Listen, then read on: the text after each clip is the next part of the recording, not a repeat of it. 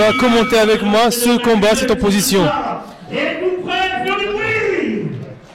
Est-ce que vous êtes là? Alors Joanie, peux-tu parler un petit peu de ce combat, cette opposition? Est-ce que tu connais les fighters? Je connais pas les fighters, maintenant je connais très bien leur club, je connais les gars avec qui ils s'entraînent. Donc on a un gars de l'Est qui va être très dur à mon avis, combat très dur. Et on a aussi Florian qui s'entraîne au club Pythagore avec du très très bon sparring.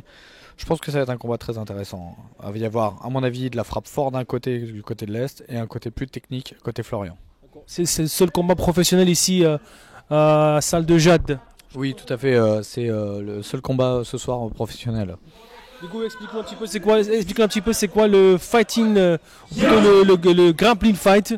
Grappling fight, c'est ni plus ni moins du MMA sans frappe au sol. Si on veut faire un résumé un petit peu vulgaire, c'est-à-dire qu'en France, vu que les frappes sont interdites au sol, on reste sur du pancrace. C'est ni plus ni moins du pancrace avec frappe debout, au corps, genoux autorisés, au corps, mais pas au sol, quoi. D'accord, ok, je vois déjà dès le premier de la reprise, on va dire, de ce round qui est en combien de minutes? C'est 2 fois 5 minutes, donc sans protection vu que c'est des professionnels.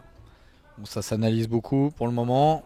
Voilà, donc on a un style très très très lutteur côté pays de l'Est, ça c'est clair. Alors comment il s'appelle le jeune homme, le champion je pense, Daghestan? Asilder, je ne sais pas si je prononce bien son nom, mais voilà, c'est un style très lutte, avec des frappes fortes, pas très technique en frappe, je pense, contrairement à en face. Mais voilà, une force vraiment réputée pour ça, les gars de l'Est.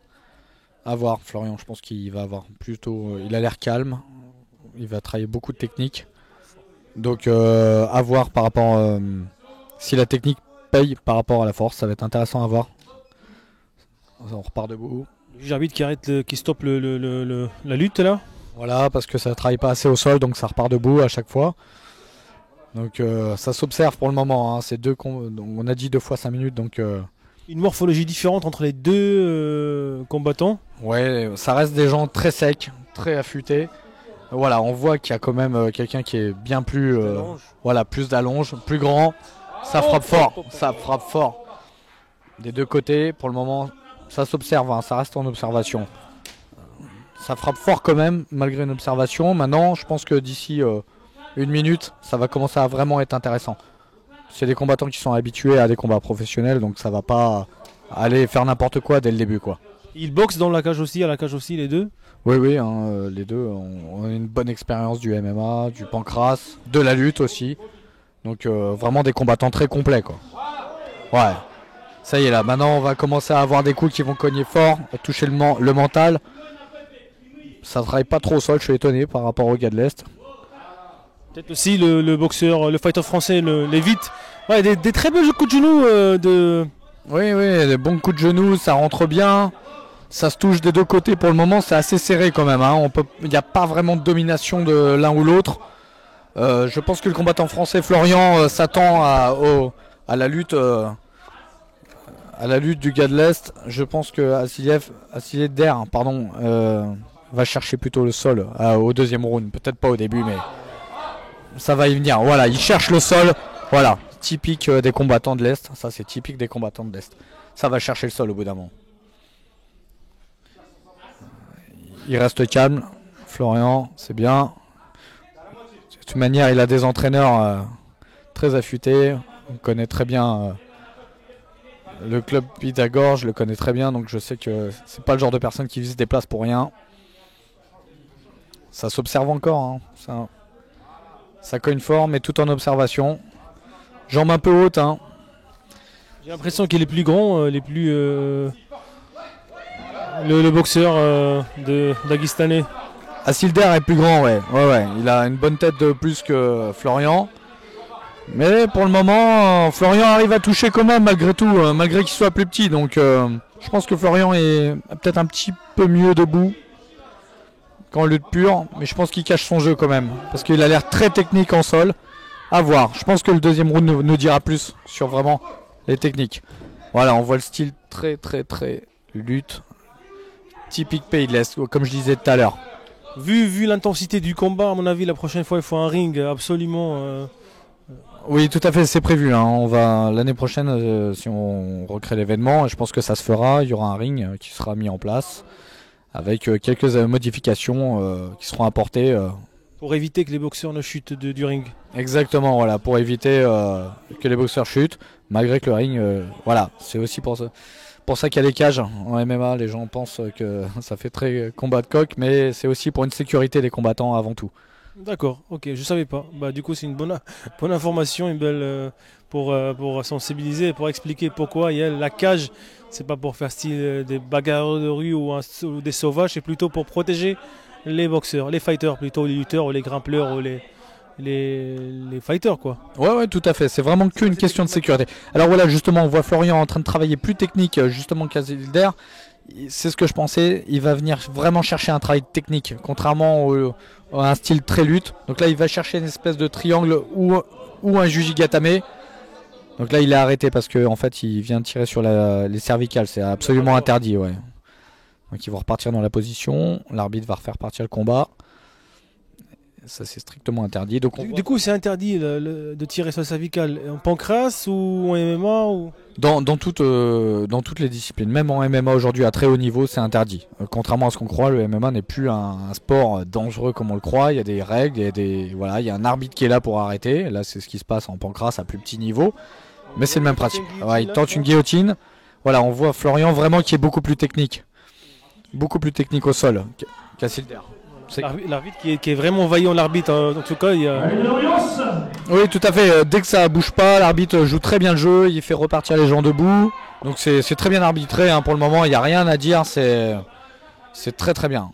Ça envoie fort, des frappes fortes du côté d'Azilder. Ouh, ça envoie bien. Voilà, donc typique lutte.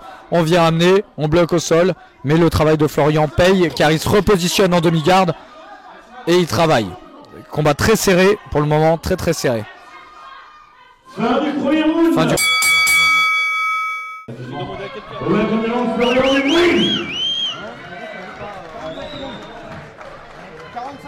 Amis français, amis du Daghestan.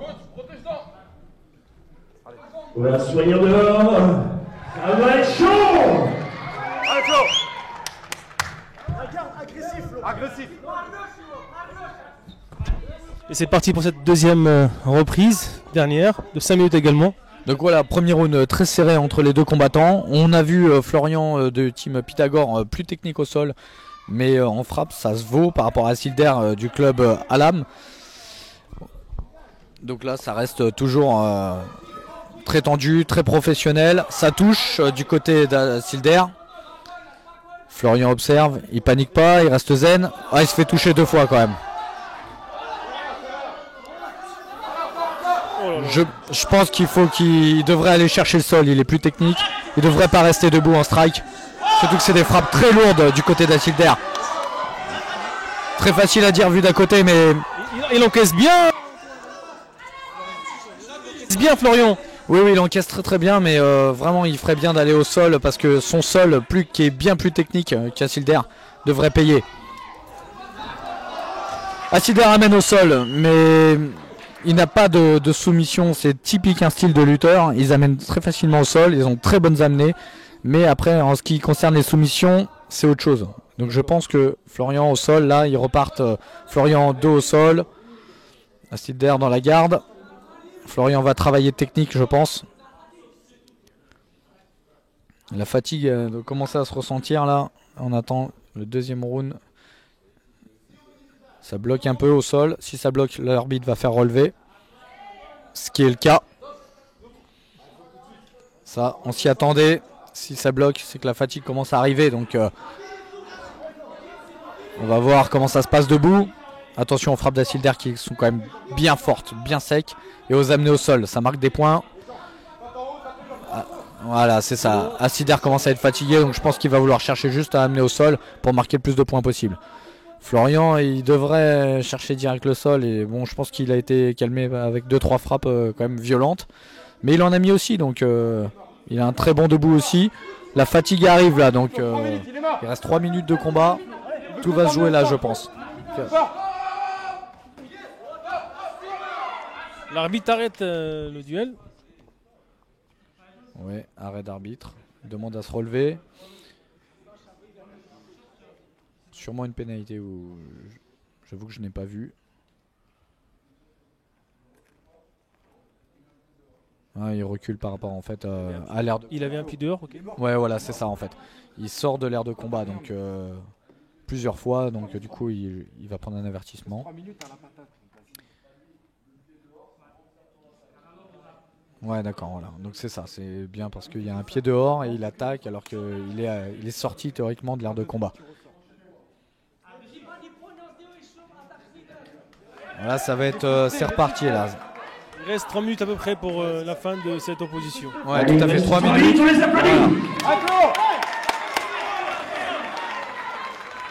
Allez, ça travaille. Ça s'observe encore, c'est étonnant au bout de... Là pourtant ils doivent savoir quel style ils ont. Il sait très bien qu'il a affaire à un lutteur. Parce que les deux font mal, je crois, et ils se méfient maintenant. Exactement, je pense que les frappes sont lourdes des deux côtés. On a vraiment des bonnes frappes bien précises et qui font mal. Donc je pense que les deux se méfient exactement, ouais, tout à fait. Ouais.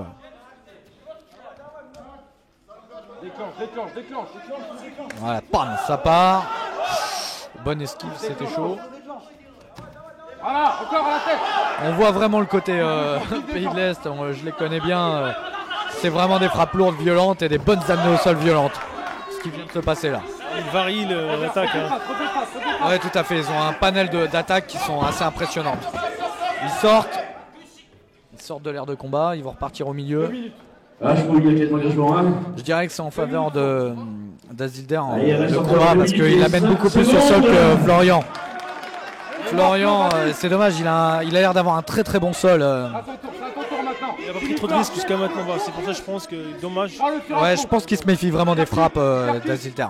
Il doit cogner vraiment très très fort.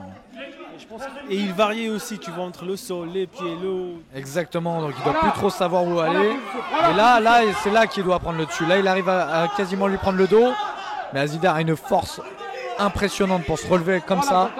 Et l'amener au sol, c'est vraiment...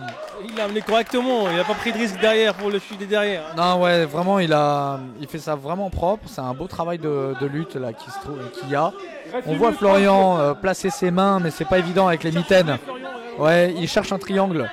Il cherche le triangle, mais avec les mitaines, c'est vraiment pas évident de travailler le sol comme un grappling pur où il n'y a pas de frappe. Les mitaines, ça permet pas tout, malheureusement. Florian verrouille son triangle, mais il n'a pas le bras d'Azilder bien positionné. Ah, il le verrouille. Il arrive à le déverrouiller. Il faudra qu'il se décale sur le côté pour pouvoir bien fermer son triangle. Il reste 1 minute. Ah, c'est bien serré là. Il peut peut-être l'avoir, mais on connaît les gars de l'Est, ça tape pas comme ça. Hein. Ça préfère dormir des fois même qu'abandonner un combat. Donc il va falloir Florian limite qu'il endorme malheureusement pour Azilder. Là il est bien placé. Là il est très très bien placé. Il a bien verrouillé. Je pense que c'est une question de temps là. Allez, public, on y va. Lâche pas. Il y est quasiment là. C'est impressionnant la résistance d'Azilder. 20 secondes. Il est vraiment résistant. Il sait qu'il lui reste 20 secondes de combat. Donc Azilder va essayer de lutter comme ça. Il sait qu'il mène au point par rapport à ses amenées au sol. Lâche pas, Flo. 10 secondes. Allez, fort. Donne tout. Ah, il reste 5 secondes de combat.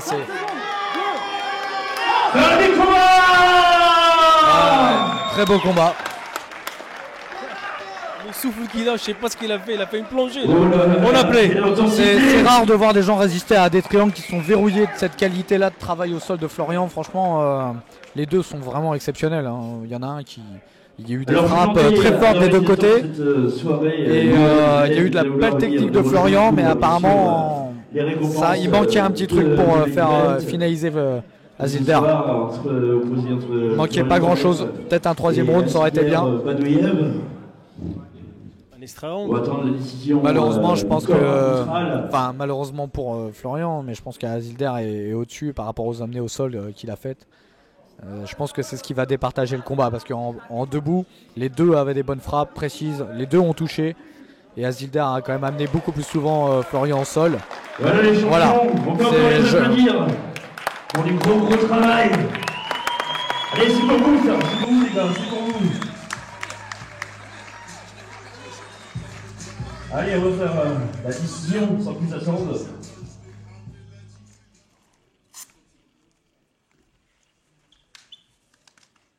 C'est une décision partagée. Et donc, déclaré vainqueur, excusez-moi, ce soir, au Fan Club Bruvinois, dans cette magnifique salle de Jade, le coin rouge.